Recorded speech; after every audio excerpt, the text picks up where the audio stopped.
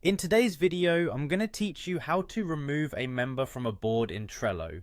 If you're working with a team on Trello and find that you need to adjust the members on your board, this step-by-step guide will help you navigate through the process with ease. Let's begin by logging into your Trello account. If you're not already logged in, head to Trello's website and click on the Login button. You should see this option prominently displayed on the home page.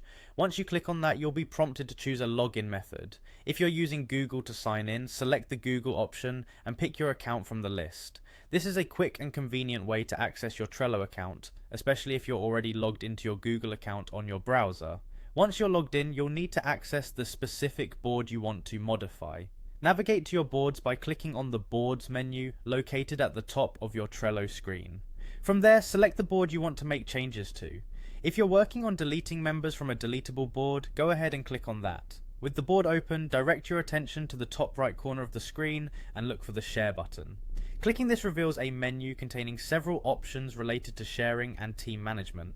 The button might look like a small pop-up with an arrow, and it's the gateway to all the member-related settings you'll need for this task. Once you've clicked Share, you will notice a drop-down for the members who have access to the board. Select this drop-down to view the list of all members currently sharing the board. This is where you can manage team accessibility and make necessary changes. Within this list, find the member you intend to remove. Next to their name, you'll see a menu option to remove from board. Clicking this will bring up a prompt to confirm your decision. It's always a good idea to double check and confirm you've selected the correct member, as this action will revoke their access to the board's contents. Finally, once you're sure of your choice, click on Remove. This will finalize the process and successfully unassign the member from your Trello board. And there you have it, your board is now updated with the necessary changes.